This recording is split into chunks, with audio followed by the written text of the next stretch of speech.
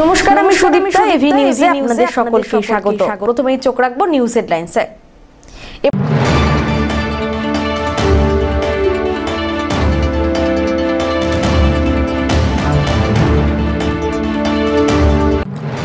ফের শাসক দলের শক্তি প্রয়োগের অভিযোগ। তৃণমূলের পতাকা পুঁতে জায়গা দখল করার অভিযোগ ঘিরে চাঞ্চল্য ছড়ালো জলপাইগুড়িতে।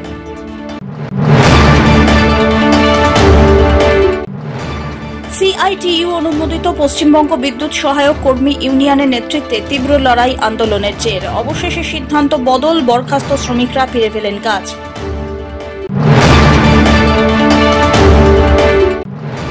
নিম্নমানের সামগ্রী দিয়ে রাস্তার কাজের অভিযোগ। জলপাইগুড়ির তিস্তা বাঁধের রাস্তার কাজ আটকে বিক্ষোভ সারদা পল্লীর বাসিন্দাদের।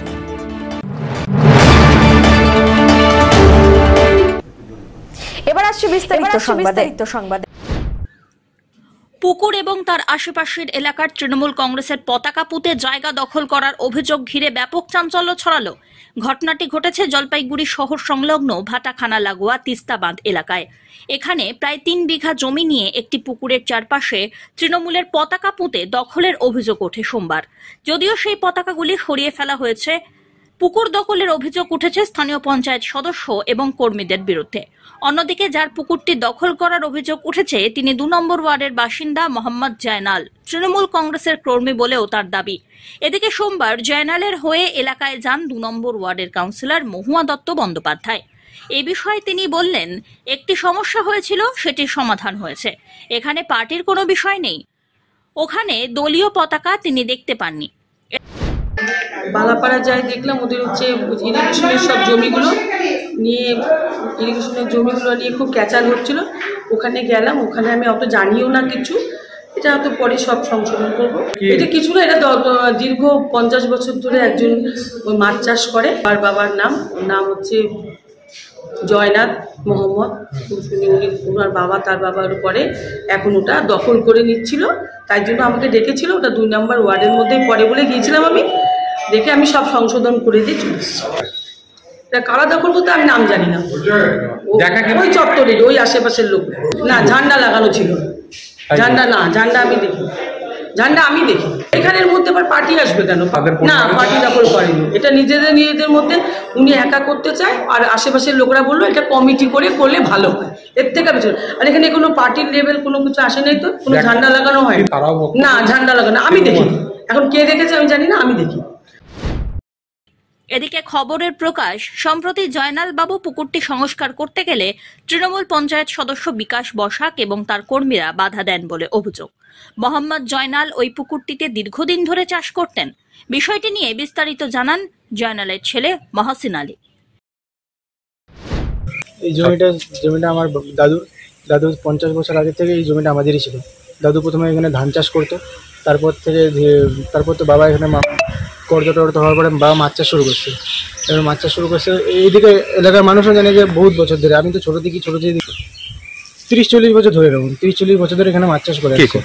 বাবা জয়নাথ আলী বাবা মাছ চাষ করে আসছে। তো এখন ঝামেলা হয়েছিল এই পুকুর নিয়ে, বাজারে এইদিকে পুকুর আছে, এই পুকুর নিয়ে ঝামেলা হয়েছিল।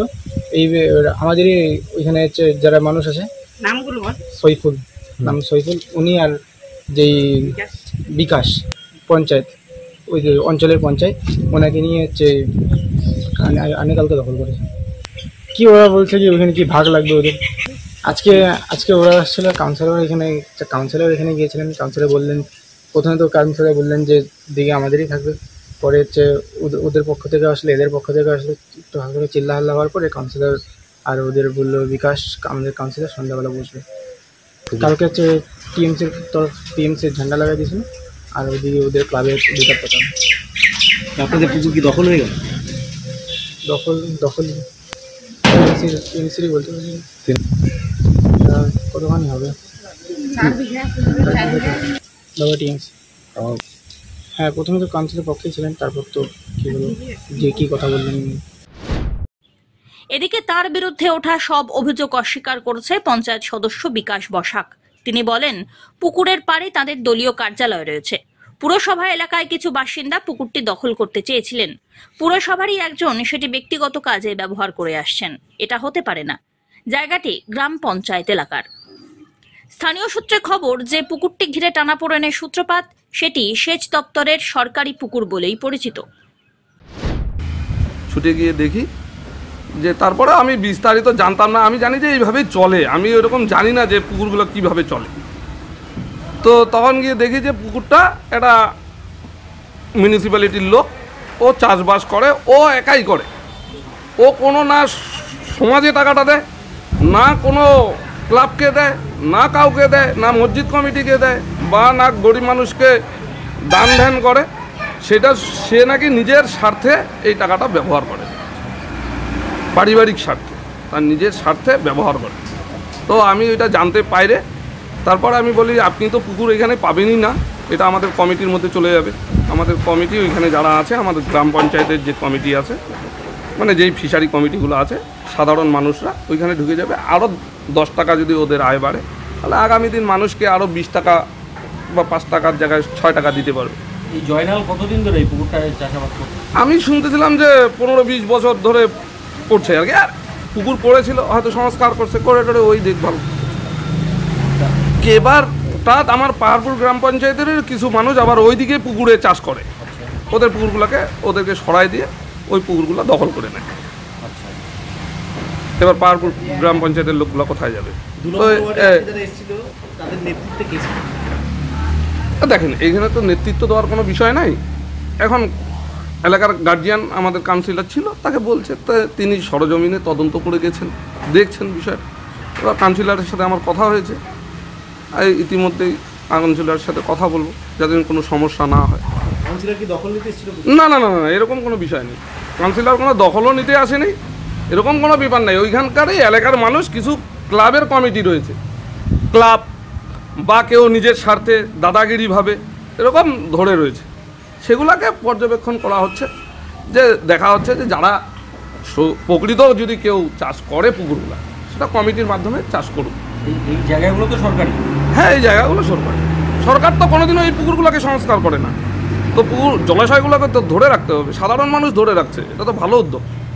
আমি ওদেরকে সাধুবাদ জানাই, যারা যারা দীর্ঘদিন ধরে পুকুরগুলো নষ্ট হয়ে গেছে সেই পুকুরগুলোকে সংস্কার করে বিভিন্ন ক্লাব, বিভিন্ন সংস্থা, মানে সাধারণ মানুষকে যারা উপকার করে, সাধারণ মানুষের পাশে যারা থাকে, যারা সাধারণ মানুষকে এই পয়সা থেকে বিলি বন্টন করে, তাদেরকে আমি সাধুবাদ জানাই। এরা এইভাবে দেখুক ঘটনা করুন। এলাকার লোকজন বলছে আপনি আজকে গিয়ে দলীয় পতাকা লাগিয়ে, তৃণমূলের পতাকা লাগিয়ে দখল করে। এরা যারা বলছে, দেখেন, ভিত্তিহীন কথা। আমি, আপনারাও জানেন, সাংবাদিক বন্ধুরাও জানে, আমরা কোনো স্বার্থে কোনো ইয়েকে দলীয় ব্যবহার করি না। কেননা পঞ্চায়েত নির্বাচনে আমার ওইটা পঞ্চায়েত নির্বাচন অফিস ছিল, আমি সবসময় নির্বাচনটাকে ওইখান থেকে শুরু করে আমাদের বাদের মাথা পর্যন্ত আমাদের অফিস রয়েছে। ধীমান রায়ের রিপোর্ট, এভি নিউজ।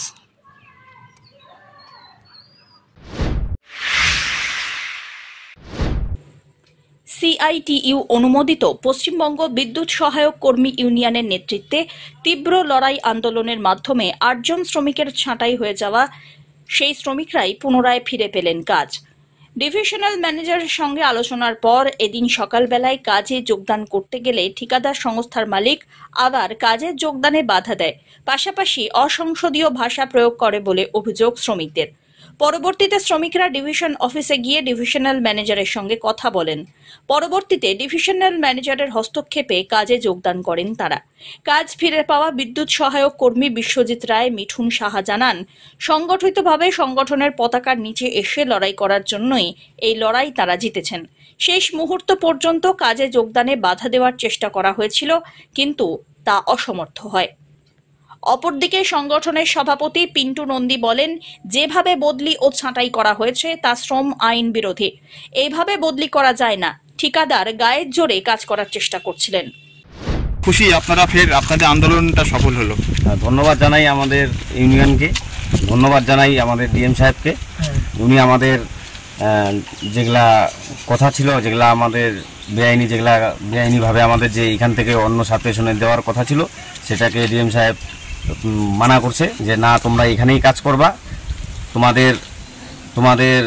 আমরা যেমন অনেকগুলো আরও কথা বলছি ডিএম স্যারকে, স্যার আমাদের অন্য অন্য কাজে নিয়োগ করা হয়, ঠিক আছে, এই হিসেবে দিয়ে ডিএম স্যার আমাদের সব কথাতেই বলছে তোমরা আবার এখানে কাজে আসছো? হ্যাঁ, আমরা আবার এখানেই কাজে আসছি। ঠিক।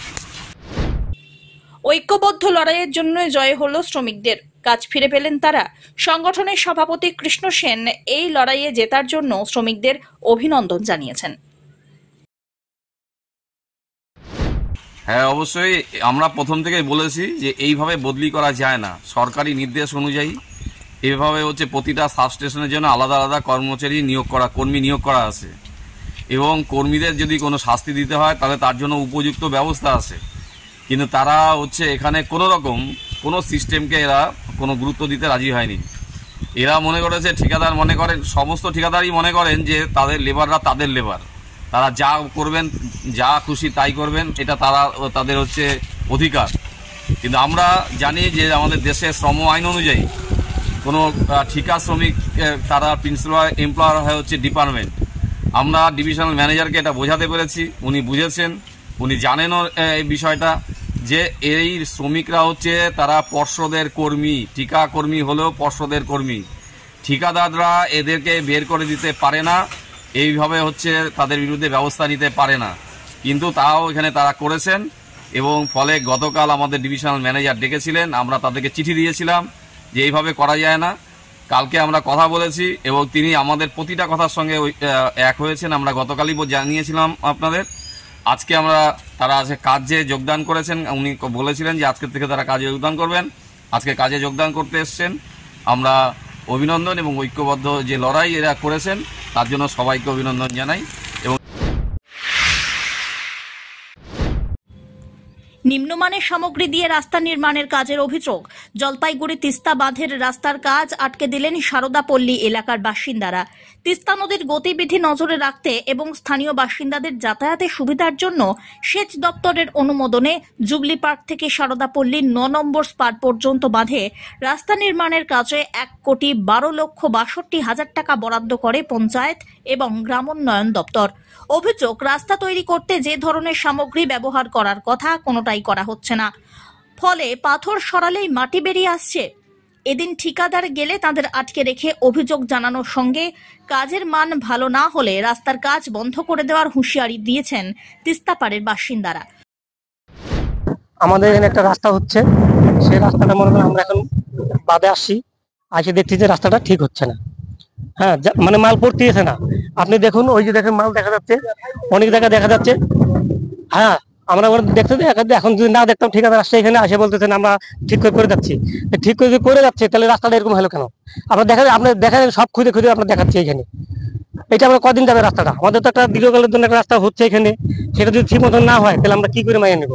আমাদের কোনো কথা নেই, এটা ভালো করে যাক, কাজটা একটু ভালো করে সাকসেসফুল করে যাক, আমাদের কোনো অসুবিধা নেই। কাজ বন্ধ করে দিলে না, আমরা বন্ধ করি নাই, আমরা বন্ধ করছি জাস্ট। এইভাবে করলে বন্ধ থাকবে। হ্যাঁ, এইভাবে করলে বন্ধ থাকবে, ভালো করে করুক, আমাদের কোনো আপত্তি নেই।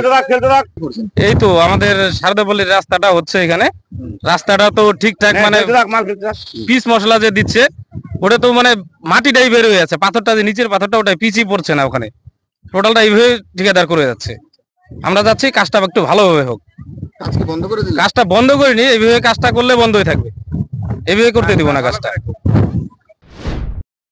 যদিও ঠিকাদারের দাবি কাজ কেবল শুরু হয়েছে, কোথাও কোনো সমস্যা দেখা দিলে তা দ্রুত মিটিয়ে ফেলা হবে। তো বলছি যে কত রাস্তা হবে, কি বিষয় রয়েছে? 3400 মিটার, এটা মানে 3 কিলোমিটার 400, 3.75 হচ্ছে ব্রেথ, মানে উইথটা চওড়া। এটা একদম ফুল কমপ্লিট রাস্তা। প্রথম লেয়ার জিএসবি, তারপরে WMM, তারপরে পিসিএসসি পাকুড় দিয়ে। তো বলছি এই রাস্তাটা তো বলছেন ওনারা নিম্নমানের কাজ হচ্ছে। না, নিম্নমানের কাজ ওনারা বলে নাই, ওনারা একবারের জন্য এই কথাটা উচ্চারণও করে নাই। তো ওনারা বলছে কাজটা ঠিক করে দিতে। ঠিক আছে, এবার কাজ তো ঠিক হচ্ছে। এবার ব্যাপারটা হচ্ছে এটা পাকুড়ের অরিজিনাল পাথর দিয়ে কাজ হচ্ছে, একদম পাকুড় ভ্যারাইটি, মানে নর্থ বেঙ্গল ভ্যারাইটি না, পাকুড় ভ্যারাইটি দিয়ে কাজ হচ্ছে। এবার কোনো জায়গায় এই রাস্তা মিলাতে গেলেও ক্যাম্বার তৈরি করতে হয়। কোনো জায়গায় 40 হচ্ছে, আপনার ছবি তুলেছেন, সেই ছবিটা আপনি দেখবেন 40 হয়েছে, কোনো জায়গায় আবার 20 হচ্ছে, কোনো জায়গায় আবার 18 আসছে, অ্যাভারেজ একটা আসবে। ঠিক আছে, এবার আমরা তো আজকে নিয়ে কাজটা 2 দিন, মানে কালকে হাফ বেলা হয়েছে আর আজকে কাজটা শুরু হয়েছে। আমাদের কাজ এখন হ্যান্ড ওভারও দেয়নি। আরে না, ওনারা বন্ধ করেনি, ওনারা বলছে কাজটা ভালো করে দিতে। উন্নয়নকে কেউ বন্ধ করতে পারে না, উন্নয়ন ওনারা বন্ধ করেনি। একটা অন্য লোকের সম্বন্ধে বাজে কথা বলে লাভ নেই তো, কারণ উন্নয়ন বন্ধ মানে ওনারাও বন্ধ করেনি, ওনারাও স্থানীয় এখানকার। তো যাই হোক, তো কাজটা আমরা তো আজকে নিয়ে মনে করেন মানে কালকে হাফ ডে হয়েছে, আজকে সেকেন্ড ডে 2 ঘন্টা, এবার আমরা কাজ কমপ্লিট করি নাই। আমরা কাজ যেখানে যেখানে আমাদের কি দরকার আছে, আমাদের লোক, আমাদের মাল আপনি দেখছেন সামনে মাল ছবি তোলেন, মেশিন আছে, রোলার আছে, যেখানে কোনো রকম সমস্যা আমরা সঙ্গে সঙ্গে ঠিক করে দিচ্ছি। পিনাকি শীলের রিপোর্ট, এভি নিউজ।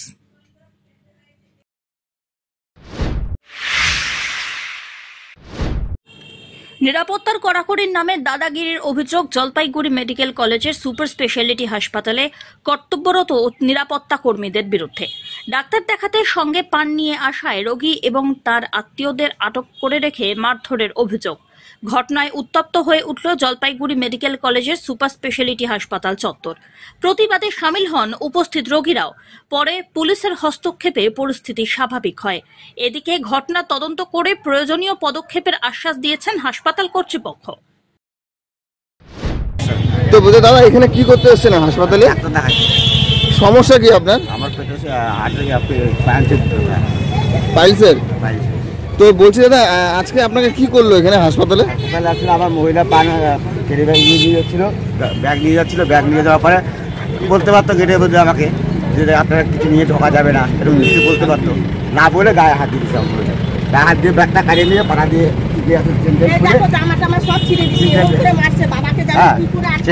ছিঁড়ে দিয়ে যা ছিল পয়সা টয়সা যা ছিল পুরো একদম পাড়া দিয়ে ফেলা। আমাকে এটা কি করলেন আপনি? গায়ে হাত দিয়ে বলতে পারতেন, আমরা দূরে চলে যেতে পারতাম কিংবা পরে আসতে পারতাম। আপনার গেটের ভিতরে আমরা ঢুকি নাই, গেটের ভিতরে ঢুকে যেতাম তাই আপনি করলে ভালো ছিল, গেটের ভিতরে আমি ঢুকি নাই। তো আমার মহিলাকে নিয়ে চলে আসতে দিচ্ছি, সব একটা গ্রুপ 4-5 জনে মিলে এসে গেটের থেকে এসে আমাকে ছাঁচড়ায় নিয়ে মারতে ঘরের মধ্যে ঢুকাতে গিয়ে তো কোন বাপ বাঁচাবে, কোন বাবা আসে নিয়ে এখানে মেরে ফেলাবো, বানান করে ফেলাবো। মানে এখানে দাদাগিরি চলছে নাকি? হ্যাঁ, দাদাগিরি চলছে। ঘরের ভিতরে আটকায় দিয়ে পাবলিক যদি আমার না থাকতো তাহলে আমাকে ঘরে মারিয়ে ফেলতো, লাঠি দিচ্ছে। কেন করলো? পিনাকি শীলের রিপোর্ট, এভি নিউজ।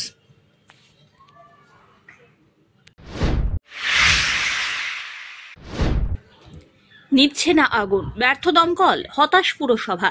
2 মাসেরও বেশি সময় ধরে জলপাইগুড়ি পুরসভার ডাম্পিং গ্রাউন্ড জ্বলছে।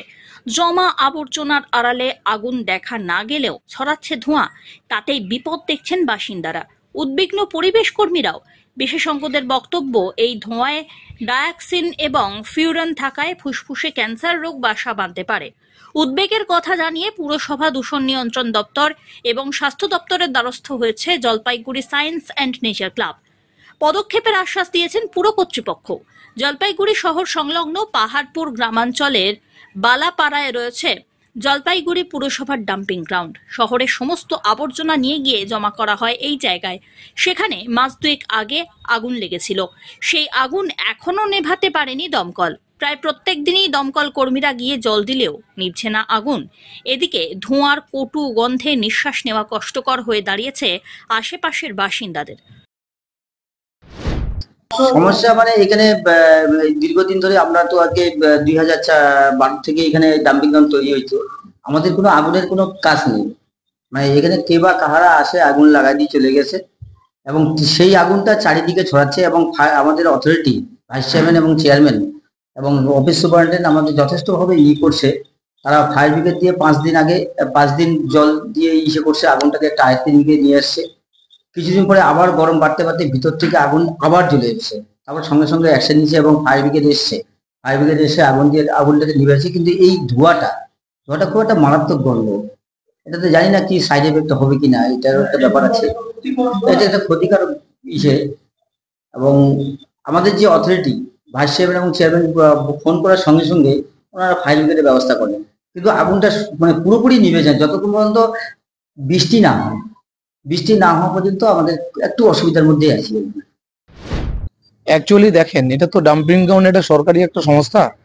আজকে কোথাও না কোথাও তো ডাম্পিং গ্রাউন্ডের মাল ফেলার জন্য জায়গা দিতেই হবে আমাদের সবাইকে। তো ডাম্পিং গ্রাউন্ড এই জায়গাটা চয়েস করছে, করার ফলে এটা দীর্ঘদিন ধরে মাল ফেলছে। মাল ফেলার পরে এটা বিগত 2 থেকে 2.5 মাস থেকে যে জিনিসটা হচ্ছে সেটা ধোয়া, মাঝে মাঝে আগুন লেগে যাচ্ছে। আগুনটা কি কারণে লেগে যাচ্ছে সেটা আমরা বুঝতে পারছি না। তো ধোঁয়া যেটা উঠছে 2 থেকে 2.5 মাস থেকে, এই ধোঁয়াটা যেমন ক্যাদানো গ্যাস ফাটালে যেরকম একটা ঝালানি, একটা মানে চোখ মুখে ঝালানোর একটা যন্ত্রণা, সেরকমই একটা যন্ত্রণা। তো মোটামুটি গোটা পাহাড়পুর অঞ্চলে জিবি 2-4টা বুথ বাদ দিয়ে হয়তো গোটা পাহাড়পুর অঞ্চলে এটা আক্রমণ হচ্ছে। আর এটা এই বুথে মোটামুটি যদি দেখতে চান তাহলে 300 পরিবারের উপরেই মোটামুটি মানে 24 ঘন্টা, তো 24 ঘন্টার মধ্যেই ধোঁয়াটার মধ্যে আক্রমণ। তো এটা আমি পঞ্চায়েত হয়ে বারংবার আমার কাছে লোকজন আসে, তো আমি পৌরসভার ভাইস চেয়ারম্যান থেকে শুরু করে চেয়ারম্যান সবাইকে জানাই। জানানোর পরে ওনার সাথে সাথে অ্যাকশন নেয়। ফায়ার ব্রিগেড থেকে শুরু করে ব্লেজিং থেকে শুরু করে সবকিছুই দেওয়ার ব্যবস্থা করে।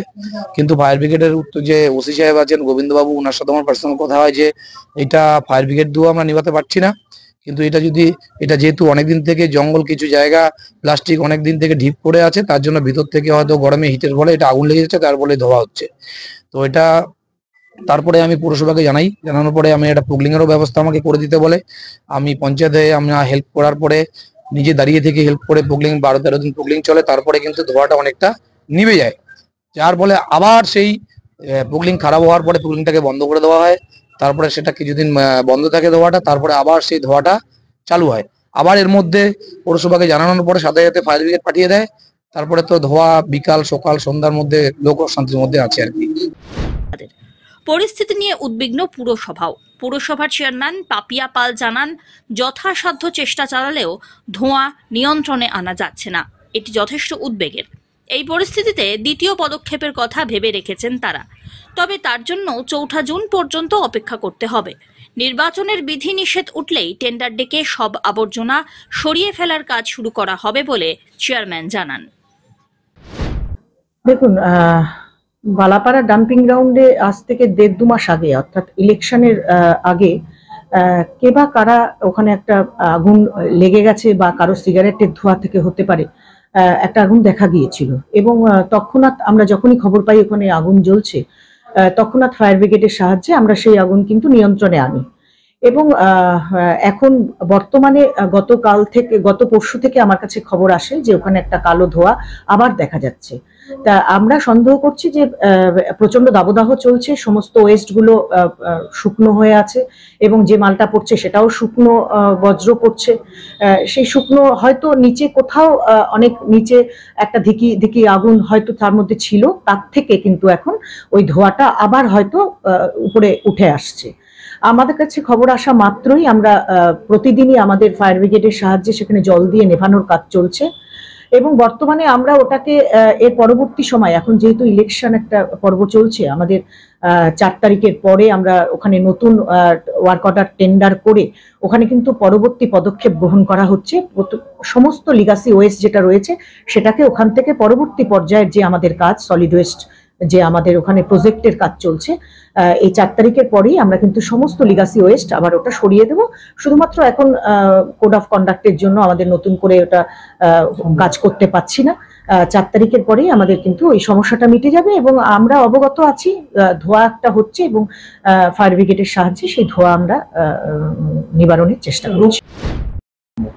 একদম সত্যি কথাই, এটা বিগত কিছুদিন থেকেই প্র্যাকটিসটা দেখা যাচ্ছে যে ওইখানে একটা ধোঁয়া জ্বলছে, সেটা দিনে এবং রাতে সব সময় হচ্ছে কন্টিনিউয়াস, এবং ওখানে থাকা যাচ্ছে না কারণ এত দুর্গন্ধ। আসলে ওইখানে যে জিনিসগুলো পোড়ানো হচ্ছে তার মধ্যে বেশিরভাগটা প্লাস্টিক বর্জ্য বেশি আছে এবং প্লাস্টিকগুলোই মূলত পোড়ানো হয়। এবার এই প্লাস্টিকগুলো পোড়ানোতে যেটা সবচেয়ে খারাপ দিক সেটা হচ্ছে ওখান থেকে 2টো বিষাক্ত ধরনের গ্যাস তৈরি হয়। একটাকে আমরা ডাইঅক্সিন বলি, আরেকটাকে ফিউরান বলি। এই যে 2টো উপাদান, এটা কিন্তু মানুষের ক্যান্সারের জন্য একটা দায়ী, বিশেষ করে লাং ক্যান্সার। তো যে জায়গায় এটা সবসময় চলছে এখন, এটা তো ওই এলাকা এবং পার্শ্ববর্তী জলপাইগুড়ি শহর আছে একটা চিন্তার বিষয়, উদ্বেগের বিষয়। কারণ এটা যদি রেগুলার চলতে থাকে তাহলে সেখানকার স্থানীয় মানুষরা, সেখানে শিশু আছে, বৃদ্ধ মানুষ আছেন, মায়েরা আছেন, তাদের সবার প্রতি এটা কিন্তু ভয়ানক রকম ক্ষতিকারক দিক হতে পারে। এর পাশাপাশি আমি আরও কিছু বলতে চাই। আমরা জানিয়েছি এই সব বিষয়গুলো নিয়ে যে তার বাইরেও বেশ কিছু বিষয় আছে। ওখানে যেমন জৈব পচনশীল এবং অপচনশীল বস্তুগুলোকে ঠিকমতো সেপারেট করা হয় না। আমরা জানি সলিড ওয়েস্ট ম্যানেজমেন্টে ঠিকঠাক করে সেপারেট করা উচিত এবং তাকে ঠিক করে ম্যানেজ করা উচিত। আজকে পৌর বর্জ্য ব্যবস্থাপনা গোটা পৃথিবীর একটা সমস্যা এবং বিশেষ করে বড় বড় শহরে, জলপাইগুড়ি শহরেও সেটা সমস্যা। কিন্তু তবুও সরকারি কিছু স্কিম আছে, কিন্তু দুর্ভাগ্যের বিষয় যে আমাদের জলপাইগুড়িতে সেইভাবে কিন্তু আমরা দেখছি না, এবং যার ফলে সেটাকে একটু ঠিকঠাকভাবে দেখা। তৃতীয় কথা হচ্ছে যে ওইখানে পৌর বর্জ্যগুলোকে এমনভাবে ফেলে দেওয়া হয় যেখানে অনেক গরু, ছাগল, মোষ, তারপর আপনার কুকুর, বিড়াল, কিছু পাখি, এরা কিন্তু ওগুলো যাচ্ছে সবসময় এবং ছড়িয়ে ছিটিয়ে দিচ্ছে চারিদিকে। পাশেই কিন্তু খুব ঘন বসতিপূর্ণ জায়গা আছে, ফলে স্বাভাবিকভাবে তাদের জন্য এটা ভীষণ ক্ষতিকারক এবং পার্শ্ববর্তী জলপাইগুড়ি শহর আছে। পিনাকি শীলের রিপোর্ট, এভি নিউজ।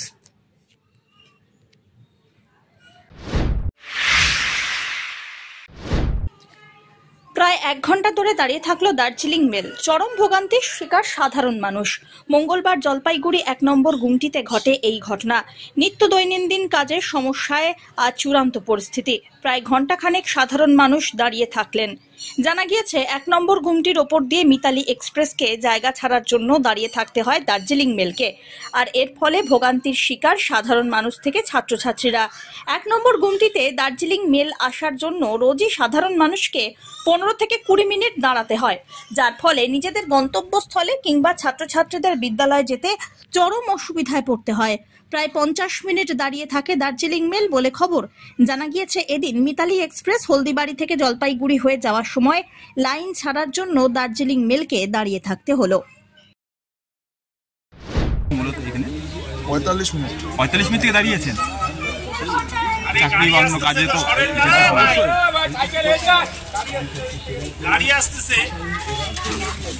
গন্তব্যস্থলে তো যেতে অনেকটাই। প্রতিদিন প্রায় এরকম ঘটনা হচ্ছে। আজকে কতটা দেরি হলো? 45 মিনিট তো লেট হয়ে গেল।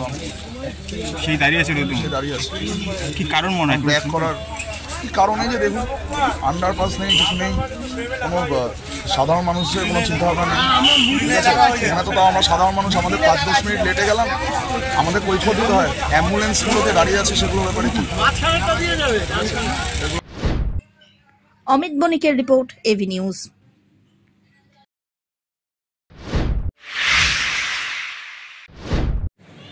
সেবাই ধর্ম, এই কথাকেই মূলমন্ত্র করে এগিয়ে চলেন সমস্ত নার্সরা। আর সেই সেবারই একনিষ্ঠ প্রতিভূ রূপে স্মরণ করা হয় ফ্লোরেন্স নাইটিঙ্গেলকে। সেই মতোই ল্যাম্প লাইটিং এর মাধ্যমে শপথ গ্রহণ অনুষ্ঠান হয়ে গেল নার্সিং কলেজে।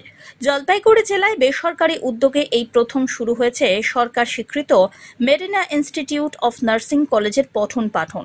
এই কলেজে প্রথম বর্ষে ভর্তির প্রক্রিয়া শুরু হলো। মঙ্গলবার সেই মতোই বেশ জাঁকজমকভাবেই নবাগতদের শপথ গ্রহণ অনুষ্ঠান হয়ে গেল। গত 2 বছর ধরে পথ চলা শুরু হয়েছে এই সংস্থার। এবছর প্রথম আনুষ্ঠানিকভাবে হয়ে গেল শপথ গ্রহণ, এমনটাই জানা গিয়েছে উদ্যোক্তাদের পক্ষ থেকে। এই অনুষ্ঠানে উপস্থিত ছিলেন জলপাইগুড়ি মেডিকেল কলেজের principal doctor Prabir Kumar Deb, MSVP doctor কল্যাণ খাঁ, সাংসদ ডক্টর জয়ন্ত কুমার রায়, বিধায়ক ডক্টর প্রদীপ কুমার বর্মা সহ অন্যান্য বিশিষ্টজনেরা। Faithfully. My profession faithfully. I will abstain from whatever is deleterious and mischievous and will not take or knowingly administer any harmful drug. I will do আমাদের Marina institute of nursing অর্থাৎ nursing college Jalpaiguri, তারই ছাত্রছাত্রীদের BSc nursing এবং GNM nursing ছাত্রীদের oath taking এবং lamp lighting একটা অনুষ্ঠান আজকে প্রথমবার এখানে সম্পন্ন হলো রবীন্দ্র ভবনে জলপাইগুড়ি। এটাই প্রথম 2 বছর আমাদের পথ চলা শুরু, আজকেই প্রথম এই ল্যাম্প লাইটিং এবং ওথ টেকিং অনুষ্ঠান পর্ব চলছে এখনো। আমরা সবাইকেই ডিগনিটারিজদের সবাইকেই এখানে ডেকেছিলাম, আজকে নেমন্তন্ন করেছি, তারা এসছেন, আমরা সত্যিকারের আপ্লুত। শেষ করবার আগে নিউজ হেডলাইন্স আরো একবার।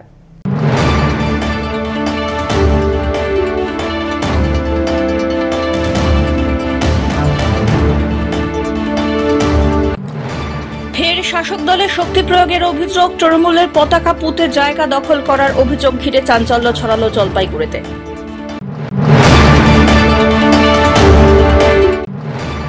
সিআইটিইউ অনুমোদিত পশ্চিমবঙ্গ বিদ্যুৎ সহায়ক কর্মী ইউনিয়নের নেতৃত্বে তীব্র লড়াই আন্দোলনের জের অবশেষে সিদ্ধান্ত বদল, বরখাস্ত শ্রমিকরা ফিরে পেলেন কাজ।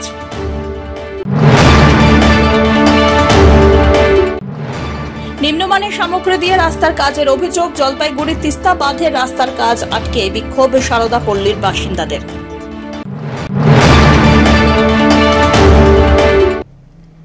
এখনকার মতো নিউজ এ পর্যন্তই। পরবর্তীতে আসছি আরো সংবাদ নিয়ে, দেখতে থাকুন আমার বিশেষ। নমস্কার।